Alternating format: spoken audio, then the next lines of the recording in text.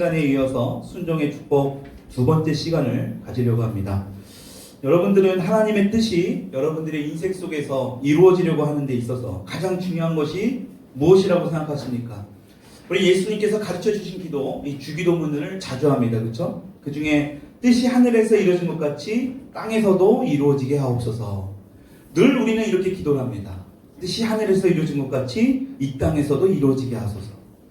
하나님의 뜻이 내 인생에서도 이루어지기를 바라고 있는데, 하나님의 뜻이 우리의 인생에서 이루어지는데 가장 중요한 것이 과연 무엇일까? 정말 이루어지길 원하십니까? 네. 하나님의 뜻이 이루어지길 원하잖아요. 그렇죠? 우리의 소원이에요. 우리의 소망이고. 근데 그러기 위해서 가장 중요한 게 무엇일까? 이 마지막 넷째 주간, 이 대림절, 또 성탄절을 맞이하는 우리가 가져야 될 그 중요한 것이 무엇일까? 이것을 지금 살펴보려고 합니다. 여러분, 하나님께서는 성경을 통해서 이 첫 번째 성탄이 가능하게 된 사람들을 소개하고 있습니다. 그래서 그 사람들을 통해서 하나님의 뜻이 어떻게 이루어지는지를 우리에게 지금 말씀하고 있다는 거예요. 여러분, 핵심은 무엇인가? 여러분, 결코 하나님은 혼자 일하시는 분이 아니라는 거예요. 하나님은 혼자서도 다 하실 수 있는 분이시지만 혼자서 하시지 않아요.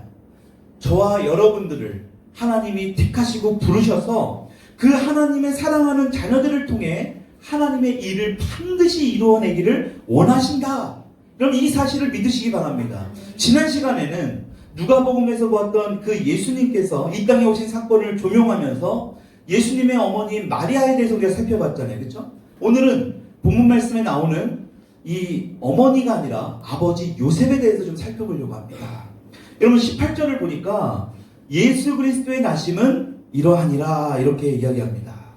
여러분, 이 이야기의 뜻을 보게 되면 예수 그리스도는 이러한 방식으로 태어나셨다라는 뜻입니다. 다시 말하면 예수님이 갑자기 하늘에서 뚝 떨어진 게 아니라 예수님이 이 땅에 오신 것이 그냥 우연으로 온 것도 아니고 그냥 하늘이 그냥 쫙 벌어져서 그냥 갑자기 막 떨어져서 그것이 아니라 그 과정이 있었고 그 과정에서 길을 만들어준 사람들이 있었다라는 거예요. 참 우리가 가지고 있는 전설과는 완전히 다르지 않습니까? 사람들이 만들어낸 전설은요 정말 기가 막히잖아요. 그렇죠? 막 하늘이 열리고 아래서 태어났다고도 하고 막 그러잖아요. 여러분, 하나님은 절대로 그렇게 말씀하시지 않다는 거예요. 18절을 계속 읽어보면 그의 어머니 마리아가 요셉과 약혼하고 동거하기 전에 성령으로 잉태된 것이 나타났더니, 여러분, 성령으로 잉태된 것이 나타났더니 라는 부분이 있어요. 이 부분만 보면 요셉과 마리아에게 일어난 일들을 우리가 정확하게 또 깊이 있게 해석하기가 힘들어요. 그래서 성령으로 잉태된 이 부분을 빼고 읽어봐야 돼요. 그러면 뭐가 될까요? 성령으로를 빼고 보면 그의 어머니 마리아가 요셉과 약혼하고 동거하기 전에 아이를 가졌더니 라고 됩니다. 여러분, 이 말은 뭘까요? 예수님의 어머니 마리아가 결혼도 하기 전에 아이를 가졌다라는 거예요. 우리 지난 시간에도 봤지만 다시 말해 처녀가 아이를 임신했다라는 겁니다. 처녀가 임신을 했다. 여러분, 근데 그 처녀가 성령의 능력으로 임신하게 되었다. 이렇게 이야기를 하게 되면 누가 그 사실을 믿어줄까요? 여러분, 이 사실을 가브리엘 천사와 이 마리아 외에는 그 누구도 알지 못하고 있는 상황입니다. 왜냐? 가브리엘 천사는 성령으로 아이를 가지게 됐다는 사실을 그 누구에게도 알리지 않았어요. 마리아 외에는 아무에게도 얘기하지 않았습니다. 여러분, 지금 마리아는 지금 세상 사람들에게 엄청난 비난과 멸시를 당하기 일보 직전입니다. 자신에게 일어날 일들을 사람들에게 말해봤자 그럼 사람들이 과연 믿겠냐라는 거예요. 내가 임신했는데 내가 성령으로 잉태했어요. 여러분, 그 사실을 누가 믿어줄 거라냐는 거예요. 더 중요한 건 뭐냐? 하나님도 세상 사람들 앞에서 마리아를 보호해주지 않고 있다는 거예요. 그럼 하나님도 보호해주지 않았어요. 그래서 때로는요, 우리가 정말 이 대목을 알아야 될 건 뭐냐? 여러분들이 정말로 하나님의 말씀대로 살아가고 있다. 여러분, 그런데 사람들로부터 억울한 일을 당하고 오해받을 일들이 막 생겨나고 일이 잘 풀리지 않습니까? 여러분, 기뻐하십시오. 하나님이 때로는 이 마리아처럼 엄청난 축복을 예비하시기 전에 그러한 일들을 허락하실 때가 있다라는 거예요. 여러분, 근데 지금 마리아가 경험하고 있는 이 사건은요, 이 마리아라는 한 사람에게 있어서 굉장히 수치스럽고 치욕스러운 어떤 이 사건만은 확실해 보입니다. 여러분, 이 사건을 믿음이 아닌 인간의 눈으로 보게 되면 이 마리아는 결혼하기로 약속한 남자가 있었지만 다른 남자랑 뭐합니까? 잠자리를 가지게 되어서 아이를 갖게 됐다는 말이에요. 여러분, 그래서 우리가 지난 시간에 이 마리아의 순종이 얼마나 귀하고 복된 순종인가를 우리가 좀 살펴보지 않았습니까? 근데 오늘은 이제 요셉을 좀 살펴보려고 하는 거예요. 여러분, 마리아와 결혼하기로 한 이 예비 남편 요셉, 여러분, 이 사실을 알고 나서 요셉이 어떻게 했다라고 성경은 말씀합니까? 19절을 보니까 그의 남편 요셉은 의로운 사람이라 그를 드러내지 아니하고 가만히 끊고자 하여. 여러분, 이 말씀을 다 조금 더 쉽게 풀이하자면, 좀 더 정확하게 표현하자면, 대중 앞에서 모욕당하는 행위를 하지 않고 조용히 관계를 정리하려고 했다. 가만히 끊고자 했다라는 것을 이 헬라어 언어를 보게 되면 이혼이라는 뜻도 있습니다. 조용히 이혼하겠다라는 의미예요. 여러분, 그런데 이렇게 생각하고 있는 요셉에게 이 주의 사자가, 메신저가 꿈에 나타나게 된 거예요. 20절입니다. 같이 한번 읽어볼게요. 시작. 이 일을 생각할 때에 주의 사자가 현몽하여 이르되 다윗의 자손 요셉아 내 아내 마리아 데려오기를 무서워하지 말라. 그에게 잉태된 자는 성령으로 된 것이라. 여러분, 지금 요 천사가 요셉에게 나타나서 마리아를 아내로 데려오는 것을 두려워하지 말라고 말을 합니다. 여러분, 근데 요셉이 두려워하지 않았겠냐라는 거예요. 결혼도 하기 전에 지금 아이를 가졌습니다. 근데 그 아이가 누구의 아이인지도 몰라요. 여러분, 지금 이러한 상황에서 이 요셉이 어떻게 이 상황을 받아들이겠냐라는 거예요. 요셉이 아무리 마리아를 사랑했다 하더라도요, 지금 마리아에 대한 신뢰가 완전히 다 깨진 상황이에요. 지금이야 뭐 우리가 아파트에 살고 막 이러다 보니까 개인 프라이버시가 보장되어 있지만 그 당시에는요, 옆집에 숟가락 젓가락이 몇 개 있는지 다 아는 그러한 시대 아닙니까? 자그마한 그런 동네예요. 이제 마리아와 결혼을 하고 나면 그날부터 무슨 얘기를 들을까요? 주변 사람들로부터 계속해서 수근수근 거릴 겁니다. 야, 쟨 지금 부정한 여자와 결혼을 했다. 아빠가 누군지도 모르는 아이를 제가 저 사람이 저렇게 키우고 있어. 이런 이야기들이 들을 것이 뻔한 그런 상황입니다. 이렇게 요셉의 입장에서 보면 조용히 관계를 정리하려고 하는 그 마음도 우리가 충분히 이해할 만해요. 오히려 조용히 정리하려고 했다. 여러분, 이게 요셉의 성품을 보여주는 거 아닙니까? 우리 같으면 아주 난리 날 거 아닙니까? 막 뭐 사람들에게 알려서 이것을 율법으로 아예 그냥 다스리든지 돌로 쳐서 죽이게 할 수 있다든지 이런 상황인데, 이 요셉은요 조용히 그냥 정리하려고 했어요. 이러한 수치를 받으면서 마리아와 결혼할 이유가 하나도 없다라는 거예요. 그런데 이 상황에서 천사가 말을 하고 있는 거예요. 21절 같이 한번 읽어봅시다. 시작. 아들을 낳으리니 이름을 예수라 하라. 이는 그가 자기 백성을 그들에 대해서 구원할 자이심이라 하니라. 이 모든 일이 된 것은 주께서 선지자로 하신 말씀을 이루려 하심이라 이르시되. 여러분, 요셉이 온갖 수치심과 두려움을 떨치고 그 여자와 결혼해야 되는 이유, 너가 지금 가지고 있는 두려움 내가 알고 있어, 수치심 내가 알고 있어. 근데 그 여자와 결혼해야 될 이유에 대해서 설명하고 있는 거예요. 그 이유가 뭘까요? 하나님께서 오래전부터 지금 선지자 이사야 선지자를 통해서 우리에게 분명 약속하셨던 그 말씀을 지금 이루려고 한다는 거예요. 근데 요셉, 네가 지금 그 일에 함께 해야 할 사명을 너가 지금 받았다라는 겁니다. 미션을 받았다는 거예요. 사명을 받았다라는 거예요. 와, 정말 이게 멋진 대목이지 않습니까? 저는 저와 여러분들도 하나님께서 이루려고 하는 그 일을 위해서 이 하나님과 함께 해야 할 사명자로 부름받았다, 이런 음성을 들을 수 있기를 축복합니다. 여러분, 이것만큼 대단한 축복이 어디 있습니까? 하나님의 일을 하려고 하는데 너의 도움이 필요해. 하나님이 우리의 도움 없이도 마음껏 일을 하시고도 남을 수 있는 분인데요, 하나님이 우리를 부르셨다라는 거예요. 그 사명을 부어주셨다라는 거예요. 여러분, 이 천사의 말을 들은 이 요셉이 어떻게 합니까? 24절을 보니까 요셉이 잠에서 깨어 일어나. 잠에서 깨어 일어나.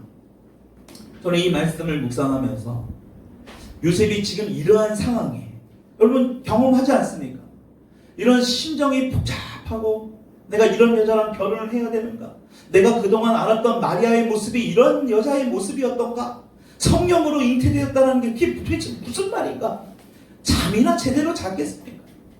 여러분, 이 잠에서 깨어나 이 부분이 우리가 단순히 육신의 잠에서 졸려서 자는 그 잠에서 깨어나가 아니라 요셉에게 어떤 일어난 일로 인해서 고민하고 두려워하고 있던 그 상황에서 깨어난 것이라고 저는 생각합니다. 다시 말해 요셉이 지금 이 상황을 보면서 그동안 자신이 가지고 있던 염려와 걱정과 두려움에서 깨어나게 되었다. 여러분, 영화 매트릭스라는 영화 한번 보셨습니까? 주인공 니오가 나와요. 니오가 잠에서 깨어나게 만들어서 이 메시아의 역할을, 메시아의 일을 하게 하려는 그런 사람 한 명이 나옵니다. 이 몰피오스라는 사람이죠. 머리를 빡빡 깎은 흑인입니다. 여러분, 그 몰피오스가 아직 잠에서 깨어나지 못한 니오에게 묻습니다. 어떻게 묻냐? What is real? 무엇이 진짜냐? 아직 잠자고 있는 그 잠에서 막 깨어나지 못한 그 니오에게 지금 묻는 게 바로 뭐냐? 너가 진짜 뭐가 진짜고 뭐가 거짓이고 뭐가 진짜 실상인가? 여러분, 그러면서 이 몰피어스가 이 주인공 네오에게 이런 얘기를 합니다. 네가 지금 보고 듣고 만지고 하는 그것이 진짜인지 아니면 거짓인지 네가 그것을 어떻게 아느냐? 굉장히 의미심장한 대사예요. 네가 지금 보고 듣고 만지는 그것이 진짜인지 아니면 거짓인지 네가 어떻게 아느냐라는 거예요. 여러분, 이것은 우리 인생에서 굉장히 중요한 겁니다. 그 영화의 짧은 대사 대목이지만 우리 믿는 자들에게 굉장히 주는 메시지가 커요. 여러분, 우리에게는 하나님께서 보고 듣고 느낄 수 있는 감각을 주셨어요. 근데 문제는 뭐냐? 보고 듣고 느끼는 이것이 하나님이 없이, 하나님이 없는 상태에서 보고 하나님이 없는 상태에서 듣고 하나님과 상관없이 느껴지는 모든 것들이 실상인 것 같지만 성경은 그것을 뭐라고 말씀합니까? 실상이라고 하지 않습니다. 하나님이 없이 보고 듣고 느끼는 모든 것은 거짓이라는 거예요. 여러분, 그 증거가 뭐냐? 창세기를 보게 되면 이미 사탄의 말에 넘어간 하와가 하나님께서 절대 먹지 말라고 했던 선악을 알게 하는 나무의 열매를 보고 이렇게 고백합니다. 여러분, 잘 보십시오. 하나님의 말씀이 제대로 세워 있지 않으면 이 사탄의 말에 유혹될 수밖에 없는 거예요. 여러분, 왜 자꾸 신천지에 넘어갈 거예요? 왜 자꾸 지금 신천지를 떠나서 안사홍 집단들이나 이런 모든 사람들이 교회 다니는 사람들을 타겟을 하지 교회를 다니지 않는 사람들을 건들지 않아요. 왜 그러느냐? 하나님의 말씀이 없기 때문에 그래요. 뭔가 믿음은 있는 것 같은데, 믿어야 될 것 같은데 하나님의 말씀이 이게 뿌리 깊게 박히지 않은 거예요. 그러니까 뭐예요? 세상 사람들의 말이 그럴듯하게 보이는 겁니다. 여러분, 지금 하와도 똑같은 상황입니다. 하나님의 말씀에 이 하와가, 아담이, 물론 그 중간의 말의 역사가 창세기의 말씀에는 없지만 이 하와가 어떤 마음이었는지, 하나님과의 대화가 단절되었었던지, 교회를 한동안 나가지 않았던지, 큐티 말씀을 안 봤던지, 성경책을 그 당시에 없었지만 그냥 미화합니다. 아예 안 봤던지 하나님과의 대화가 멈췄었던 것 같아요. 그러니까 뭐예요? 정작 듣지 말아야 될 사탄의 말에 귀를 기울인 겁니다. 이미 넘어간 거예요. 사탄에게 미혹되고 나니까 어떡합니까? 그 선악과를 보고, 하나님이 절대로 금기시했던 그 선악과를 보고 뭐라고 고백합니까? 먹음직도 하고 보암직도 하고 지혜롭게 할 만한 탐스럽게 보였다는 거예요. 여러분, 이게 바로 뭘까요? 실상이 아니고 거짓이었다는 거예요. 먹음직도 해보고 보암직도 하고 지혜롭게 할 만큼 탐스럽게 보였던 선악과를, 여러분, 그게 진짜예요? 아니었다는 거예요. 가짜였다는 거예요. 여러분, 그러니까 하나님 밖에서 보고 듣고 느끼는 것은 가짜예요. 하나님 안에서 보고 듣고 느끼는 그것이 실상입니다. 여러분, 이 사실을 믿기를 바랍니다. 이게 바로 뭐냐? 믿음의 눈으로 보는 그 현실이 진짜라는 거예요. 여러분, 우리가 이런 경험이 있잖아요. 눈을 감고 막 기도할 때, 주님 앞에 막 부르짖어 기도할 때는 우리 마음이 평안해집니다. 근데 눈을 뜨고 보니까 두려움이 막 몰려와요. 이곳에서 찬양하고 말씀하고 막 듣고 기도하고 막 이렇게 할 때는 다 세상을 이길 것 같지만 막상 이 문 밖을 나가서 세상을 대할 때 우리의 가운데 두려움이 우리를 막 지배하는 경우가 있지 않습니까? 여러분, 어떤 게 진짜고 어떤 게 가짜냐라는 거예요. 여러분, 진짜는 눈을 감고 기도할 때 우리 가운데 평안한 마음을 주는 그것이 바로 진짜예요.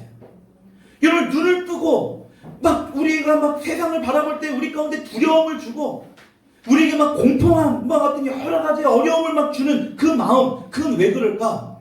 아직까지도 우리의 육신의 생각이 우리를 지배하고 있기 때문에, 아직까지도 우리는 육신적인 삶을 살아가고 있기 때문에 느끼는 감정이라는 거예요.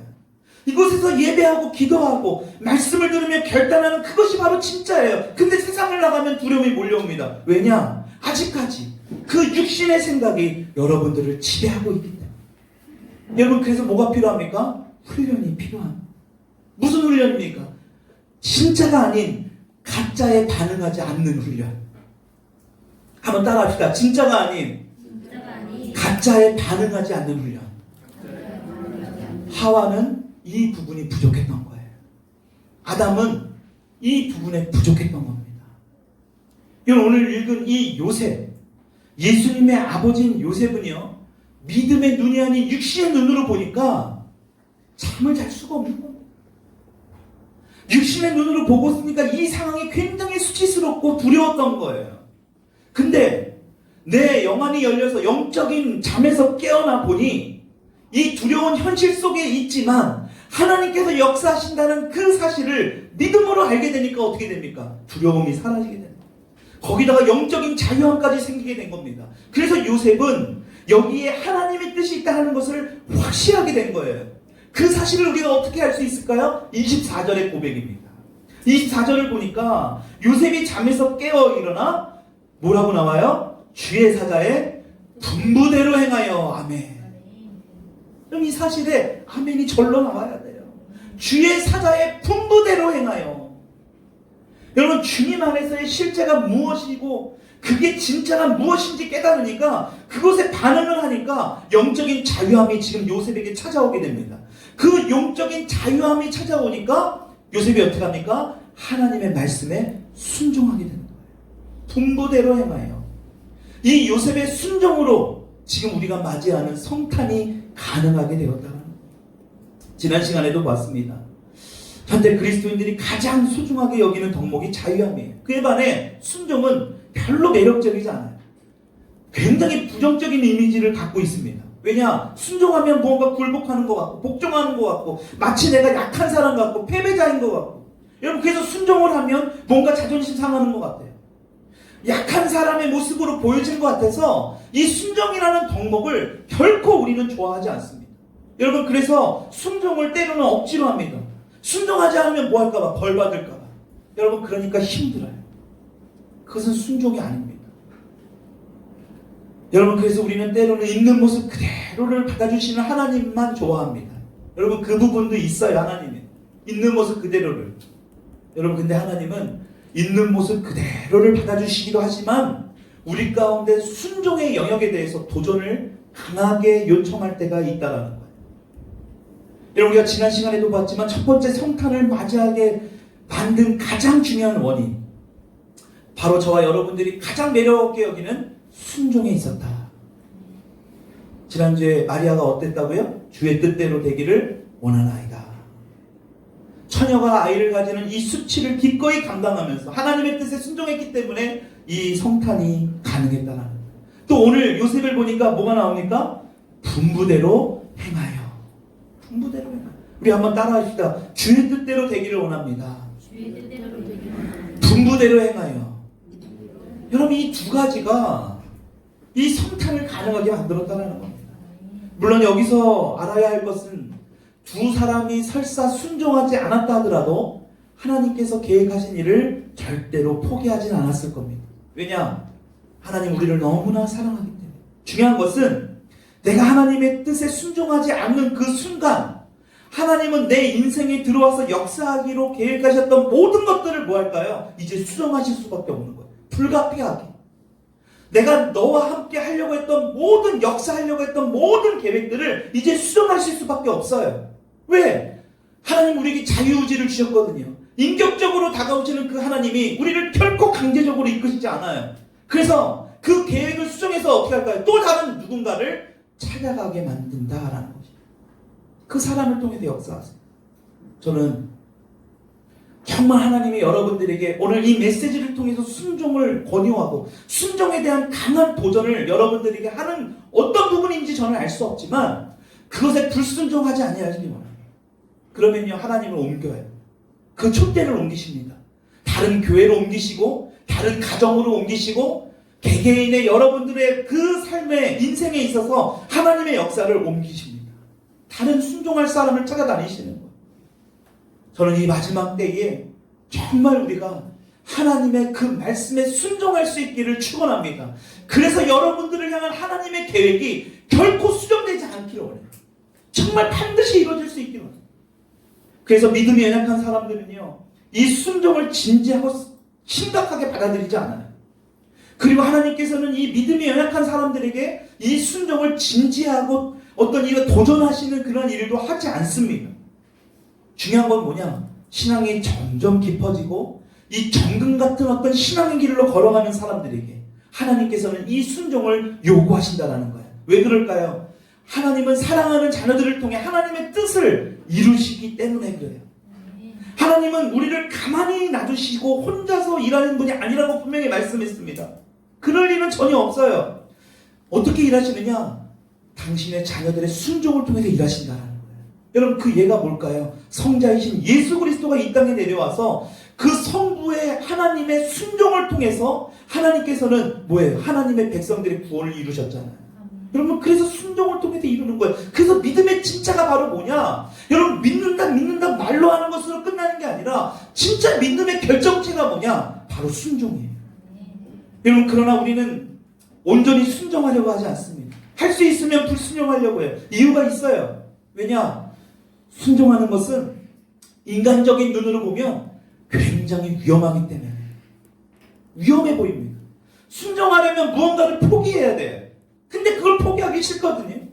순종하려면 무언가를 버려야 됩니다. 근데 그것을 버리고 싶지 않아요. 여러분 버리지 못하는 건 뭘까요? 그것이 주님보다 더 귀하게 여기고 있기 때문에 그것이 더 중요하다고 생각하기 때문에 그것을 버리지 못하고 붙들고 있는 겁니다. 그래서 하나님은 뭐냐? 내 일을 하기 위해서는 그것을 버려야 된다. 내 말에 순종해라. 그 부분을 강력하게 도전하고 있다는 것입니다.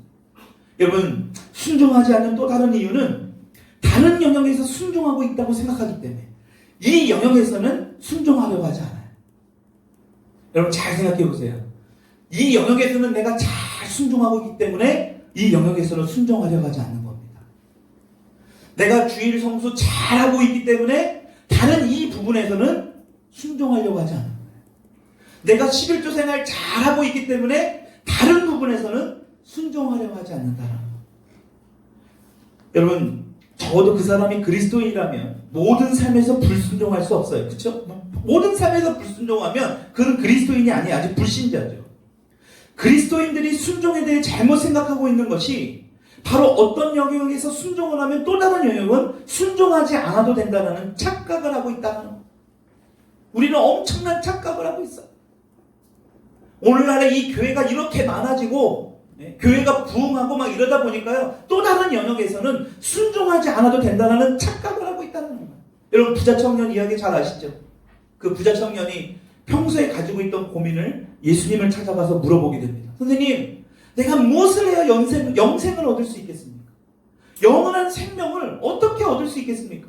여러분 예수님께서 이렇게 말씀하시죠? 거짓말하지 말고 내 부모를 공경하고 내 이웃의 것을 탐하지 말라. 여러분 다시 말해서 이 말이 뭡니까? 10계명을 잘 지키라는 겁니다. 그러자 부자 청년이 뭐라고 얘기합니까? 예수님 그것은 어렸을 때부터 제가 계속해서 잘 지켰던 것입니다. 그러자 마가복음 10장 21절에 예수님께서 이렇게 말씀하십니다. 한번 읽어볼게요. 시작. 사랑하사 이르시되 내게 아직도 그 한 가지 부족한 것이 있으니 가서 내게 있는 것을 다 팔아 가난한 자들에게 주라. 그리하면 하늘에서 보화가 내게 있으리라. 그리고 와서 나를 따르라 하시니. 아멘. 여러분 여기서 지금 굉장히 예수님이 드문 말씀을 하세요. 언더라인이 쳐져 있죠? 여러분 성경을 보면 예수님께서 공생의 기간에 길에서 만나는 사람들을 보면서 예수님이 한 번도 사랑한다라는 말을 하신 적이 없습니다. 바로 이 부분 예수께서 그를 보시고 뭐예요? 사랑하사. 우리는 이 부자 청년의 근심 어린 그 재물의 욕심을 가지고 다시 돌아갔다 요 이야기만 알잖아요. 그렇죠? 여러분 근데 예수님이요 그를 뭐라고 하셨나? 그를 보시고 사랑했대요. 사랑해.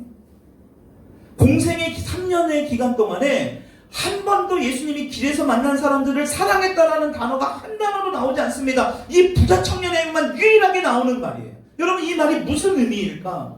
예수님께서는 이 청년의 신앙, 어찌 보면 예수님이 보실 때 이 청년의 믿음 굉장히 기뻐하셨다라는 거예요.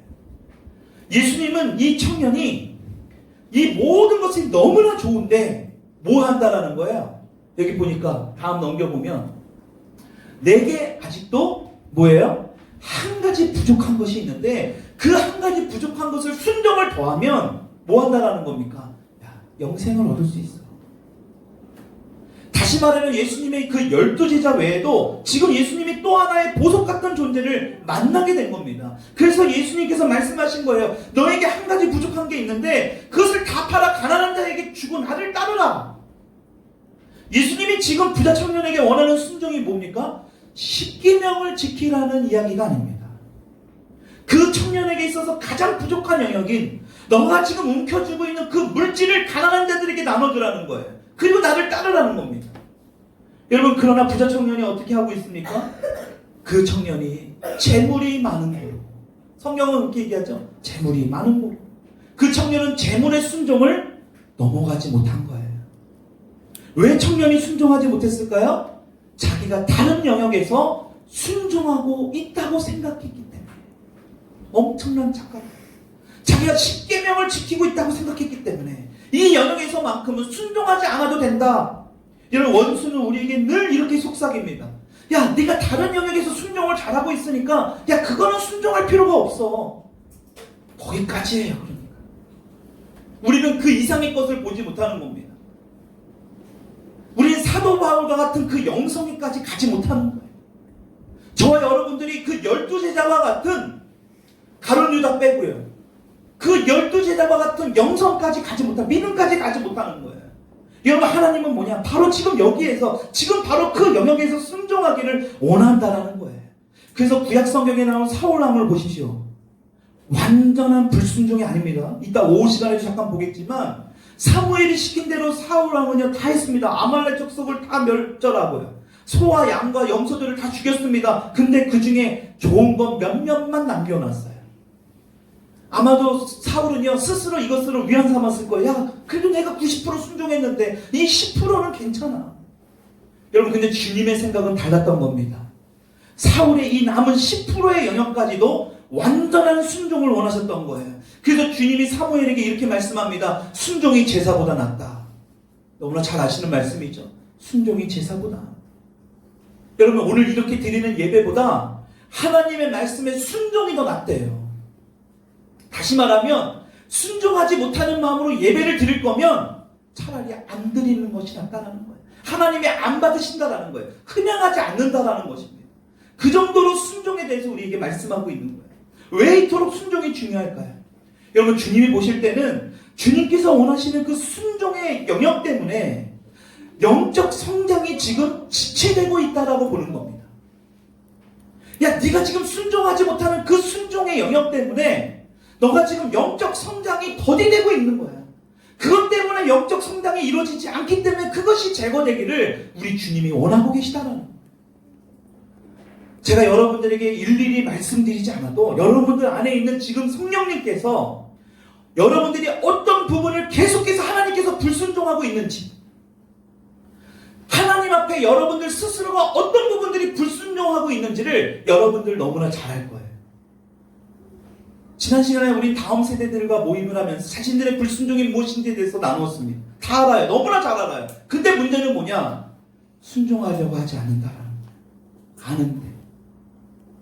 어떤 사람은 물질에 욕심을 내는 사람, 어떤 사람은 어떤 명예욕, 막 높아지고 싶은 어떤 그런, 또 어떤 사람은 자기의 자존심을 끝까지 움켜쥐고 있는 사람, 여러분 그런 사람들이 있어요. 중요한 건 뭐냐? 하나님께서는 바로 그 영역에 순종하기를 원하신다. 정말 여기서 우리가 정말 알아야 할 것은 뭐냐면, 우리 주님이요, 우리 안에 이렇게 순종을 요구하는 것은 우리를 괴롭히려고 하는 게 아니에요. 중요한 건 뭐냐? 이미 우리 안에 이미 순종할 수 있는 능력이 있다는 것을 아시기 때문에 그래요. 여러분 이 사실을 믿을 수 있길 바랍니다. 여러분들 안에 순종을 요구하는 거는요, 이미 그 여러분들 안에 순종할 수 있는 능력이 있다는 것을 이미 주님은 아시는 거예요. 그렇기 때문에 우리에게 요구하시는 거예요. 내가 그것에 순종할 수 있을 만큼 하나님을 사랑한다는 걸 아시기 때문에 내게 요청한다는 거예요. 그만큼 뭐예요? 하나님이 나를 신뢰하고 계시다는 거예요. 여러분 할렐루야 아닙니까? 하나님이 우리에게 계속해서 순종을 요청하는 게 하나님이 우리에 대한 믿음이라는 거예요. 신뢰라는 거예요. 여러분 그 예가 하나님께서 아브라함에게 이삭을 바치라고 했을 때도 마찬가지입니다. 하나님은 자신이 있으셨어요. 왜 그럴까요? 이미 아브라함을 향한 하나님의 신뢰를 하나님은 보고 계셨던 거예요. 아브라함 안에 있는 그 하나님을 향한 깊은 신뢰를 하나님은 이미 아셨던 거예요. 그러니까 야, 너 아들 이삭도 내놔. 보통의 주석학자들이 이렇게 얘기합니다.